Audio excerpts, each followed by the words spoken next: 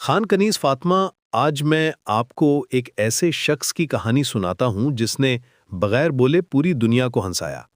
ये कहानी है रोवन एटकिंसन की, जो मिस्टर बीन के नाम से मशहूर है। लेकिन ये सिर्फ एक कॉमेडियन की कहानी नहीं, बल्कि एक इंजीनियर की कहानी है जिसने अपनी कमज़ोरी को अपनी ताकत बनाया। 6 जनवरी 1955 को इंग्लैंड में रोवन सेबेस्टियन एटकिंसन पैदा हुआ। 4 भाइयों में सबसे छोटा था। बचपन से ही बहुत ज़्यादा इंटेलिजेंट था, लेकिन बहुत शाई यानी कम बोलने वाला था। इसकी एक ख़ास आदत थी, लोगों के एक्सप्रेशंस को बहुत गौर से देखना। यही आदत बाद में मिस्टर बीन की जान बनी। जब दूसरे बच्चे खेल रहे होते, रोवन लोगों के चेहरों का मुताला कर रहा होता। वो देखता कि कौन कैसे हंसता है, कौन कैसे गुस्सा करता है, कौन कैसे परेशान होता है। ये बात 100% सच है कि रोवन एटकिंसन कॉमेडियन से पहले इंजीनियर था।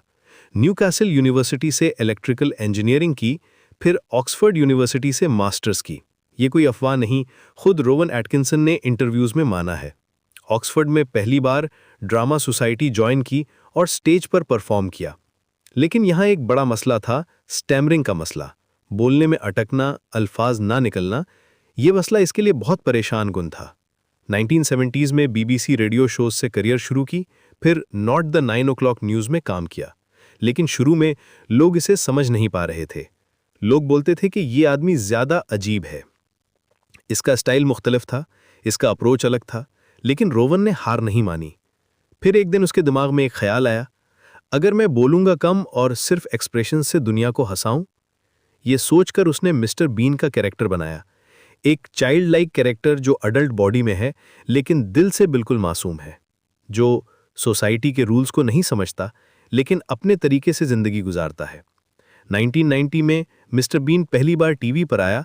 सिर्फ 14 एपिसोड्स बने, लेकिन ये दुनिया का सबसे यूनिवर्सल कैरेक्टर बन गया।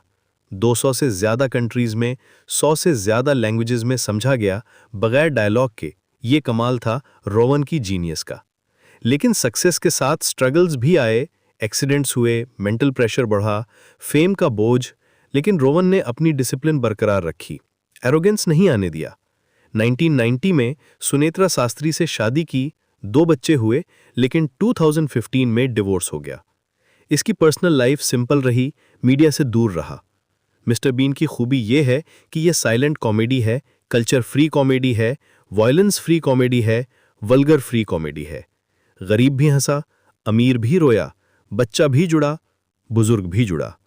मिस्टर बीन पैसा नहीं बांटता, मिस्टर बीन इंसानियत बांटता है। यूनेस्को की स्टडीज ने मिस्टर बीन को इमोशनली हीलिंग कैरेक्टर करार दिया है। हॉस्पिटल्स में इस्तेमाल होता है, रेफ्यूजी कैंप्स में इस्तेमाल होता है, डिप्रेशन थेरेपी में इस्तेमाल होता है। ये कैरेक्टर लोगों को इमोशनल हीलिंग देता है। आज रोवन एटकिंसन को सर रोवन एटकिंसन कहा जाता है। नेटवर्थ इंपॉर्टेंट नहीं, रिस्पेक्ट प्राइसलेस है। पैसा इसके लिए सब कुछ नहीं, इमोशन सबसे ऊपर, दिल साफ, दिमाग सीधा। मिस्टर बीन एक कैरेक्टर नहीं, एक एहसास है। और रोवन एटकिंसन सिर्फ एक्टर नहीं, एक सोच है। ये सोच ये है कि बगैर बोले भी मोहब्बत बांटी जा सकती है, बगैर जबान के भी दिल जीते जा सकते हैं, और बगैर वायलेंस के भी एंटरटेनमेंट दी जा सकती है। आज के मॉडर्न इन्फ्लुएंसर्स के दौर में, जहां सब अटेंशन ग्रैब करने की कोशिश कर रहे हैं, मिस्टर बीन की सिंप्लिसिटी और इनोसेंस एक यूनिक पोजीशन रखती है।